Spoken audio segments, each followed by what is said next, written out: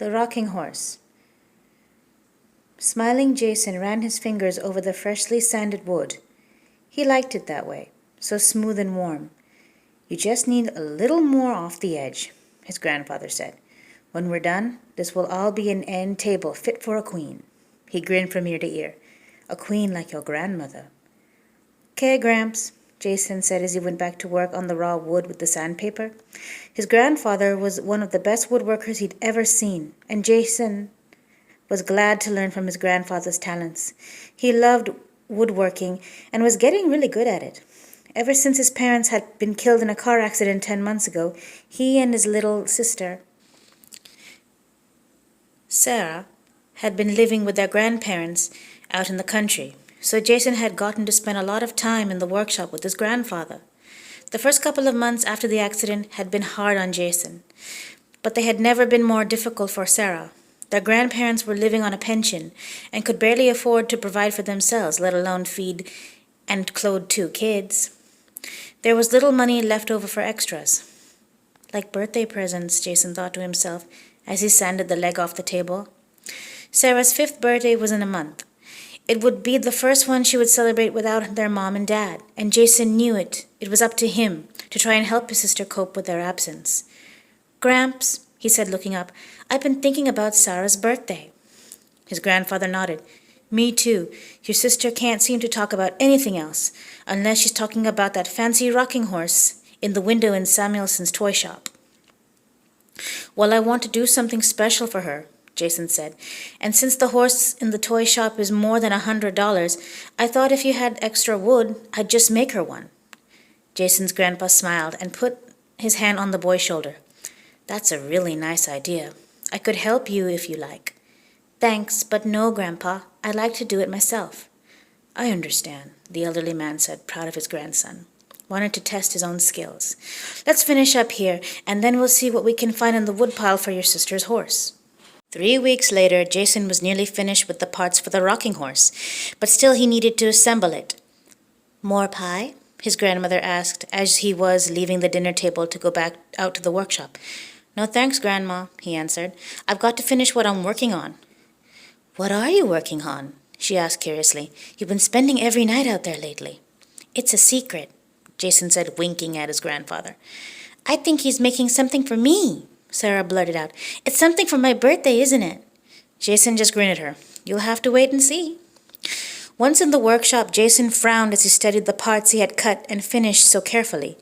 Everything was ready to assemble and paint, but he still needed a good-sized length of hardwood to make the connecting pegs, the rockers and the handles at the horse's head. Then he had an idea. Grabbing a handsaw, he stepped out into the summer night. The full moon shone overhead, lighting Jason's way as he cut across the field and headed for the old cemetery. Shivering in spite of the warm night, he stopped at the low iron gate. "Chill out," he muttered to himself. "You've been here 100 times during the day." It was true. Jason had to walk by the place on his way home from school. No one had been buried there for quite a while, and the longer the place stayed unattended, the creepier it became. From where he stood, Jason could see the gnarled trunk and bare branches of the old tree he had in mind for Sarah's rocking horse. Rocking horse. Its dark shape stood out against the sky, towering a few feet from a large raised tomb, topped with a small stone angel. "It'll be perfect," he said aloud, trying to build up his nerve. "Nobody will miss some wood from this old place." Not the type to frighten easily, Jason couldn't help feeling that there was something particularly unsettling about the cemetery. It was as though something was waiting in there, actually listening for his next move. But Sarah's birthday was only 3 days away, and Jason knew that if he didn't get the wood cut tonight, he wouldn't get the horse done in time. Gripping the top tail, he hoisted himself over the gate and dropped down in the soft dirt of the cemetery. Suddenly, something rustled in the shadow of a nearby headstone, and Jason froze. All at once, some sort of large animal broke cover and raced toward a gap in the fence. "Just an old raccoon," he thought, sighing heavily. "I'd better get what I came for and get out of here."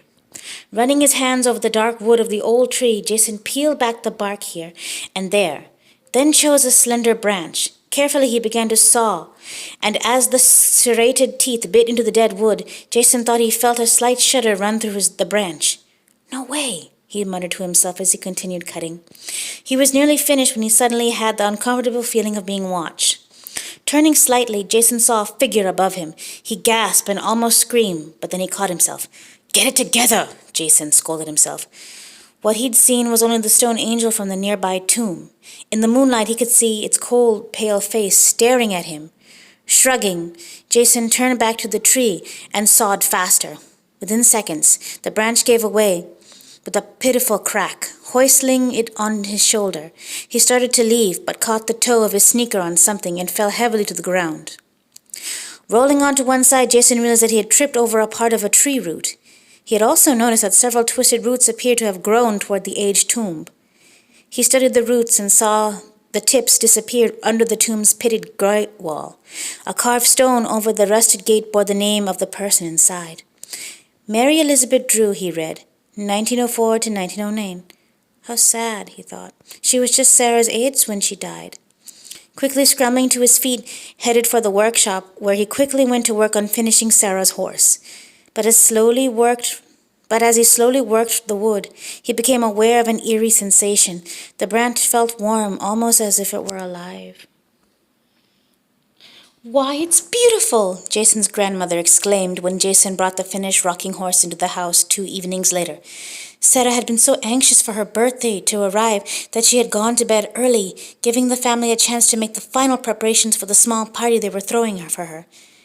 "Thanks," Jason responded proudly. "I thought that instead of wrapping it, I would just put it out here in the dining room so she can see it as soon as she gets up." His father nodded. "That's a great idea. Sarah's very lucky to have a brother as thoughtful as you." "She sure is," his grandmother agreed, walking over to the horse and tying a large red bow around its neck. "There now, I think we're ready. Maybe we should all get a good night's sleep so we can keep up with Sarah tomorrow." Once in bed, Jason fell quickly asleep, but awoke a few hours later to the distant rumble of his grandfather snoring. He smiled, wondering how anyone could sleep through it. Grandma and Grandpa are both lucky they're hard of hearing, he thought, his eyes getting droopy, but suddenly he snapped them open again. It was like something gently rocking back and forth on the hardwood floor from the dining room. Had Sarah gotten up early and found her present? Quietly, Jason tiptoed down the stairs. He peered into the darkened room. No one was there. The sound had stopped, and the rocking horse stood near the large bay window, exactly as he had left it hours ago. Shaking his head, Jason returned to his room, but he couldn't quite dismiss the feeling that something wasn't quite right. Sarah shrieked excitedly when she ran downstairs the next morning and laid eyes on Jason's present. "It's the most beautiful rocking horse in the whole world!" She threw her arms around her older brother, giving him a big hug, then dashed to her steed. Jason felt good as he watched her stroke the golden yarn mane and tail. "Go ahead," he coaxed. "Try it out." She climbed onto the slightly curved wooden seat that served as a saddle and began to rock back and forth, while Jason and their grandparents enjoyed her happiness. But suddenly a shiver passed through Jason when he realized that the sound of the horse moving on the floor was the same sound he had heard the night before. Quickly he told himself that it was just his imagination, wanting to hold on to the joyous moment with his family. After breakfast, Sarah opened her other presents, but the horse was clearly her favorite. She even dragged it onto the porch where she went outside to play. And Jason noticed her sitting beside it, chattering away. "Are you talking to your horse?" Jason asked, stepping out onto the porch. "Of course not," she answered, as if he had a very silly question. "I'm talking to my friend. It's her turn to ride it." Jason looked at the empty saddle and back to his sister. "Oh, yeah. What's your friend's name?" he asked with a grin. "Mary Elizabeth," she answered happily. Jason looked at her in stunned surprise. That was the same name he had read on the tomb in the cemetery. That night, Jason was awakened once again by the rocking horse, but this time it was coming from Sarah's room. He slipped from his bed and tiptoed quietly to her door. He could hear voices inside, Sarah's and who else's? Slowly he turned the knob and pushed open the door. What he saw made his heart feel as if it pounding right out of his chest. Sarah was standing beside her rocking horse, and seated in the saddle was the shimmering form of a little girl. She was dressed in a long, old-fashioned nightgown. The phantom slowly moved to Sarah's side and glared at Jason. Its eyes glowed angrily. "She is my friend," it warned in a soft, hollow voice. "We are going to be together forever." It took Sarah's small hand in its translucent one and began to lead her toward the door. Sarah did not protest. "No!" Jason shouted. He lunged for Sarah, but before he could move, something twisted around his ankles, making him fall to the floor. In terror, he saw what gripped him. It was several long, withering tendrils that had sprouted from the wooden horse. In panic, Jason cried out for his grandparents. Knowing they would not hear him, he watched helplessly as the two children, one human and one not, stepped out of the room. "Sarah!" he cried, his mind racing. Then he grabbed the lamp cord that ran along the wall, tugged it hard. A heavy brass lamp tumbled from the nightstand and crashed onto the floor. Jason picked it up and began to chop at the slender tendrils struggling free. He scrambled to his feet and dashed out onto the porch. The moon was waning and the landscape was bathed in long dark shadows. Although he couldn't see his sister, Jason knew where the spectre would lead her, and he knew what to do. He raced back into the house, grabbed a flashlight and a box of wooden matches from the fireplace mantel and headed for the abandoned cemetery. Moments later, he found himself in front of the old stone tomb. Fighting back his fear, Jason stepped into the dank, forbidding crypt. Sarah was huddled in a corner. She seemed to be in a trance, wrapped in the tree roots that trailed under the wall of the tomb. "Sarah?"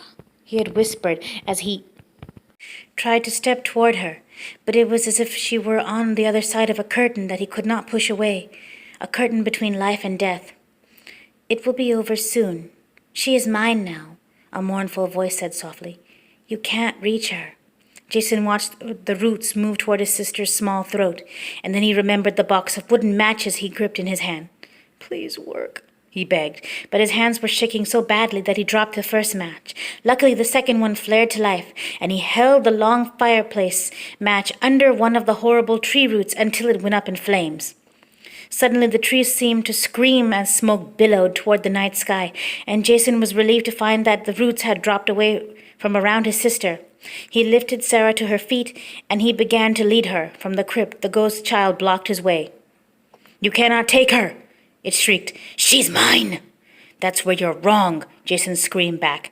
"Your link to the world is only going up in flames." Gathering his courage, he pulled Sarah out of the crypt, and the two raced out of the cemetery without looking back. By dawn, the ashes had cooled. As the sun rose above the horizon, and there was no one to watch as several small buds unfurled amid the charred remains of the tree. Only the stone angel stared mutely as tiny new roots inched toward the ground, toward the tomb.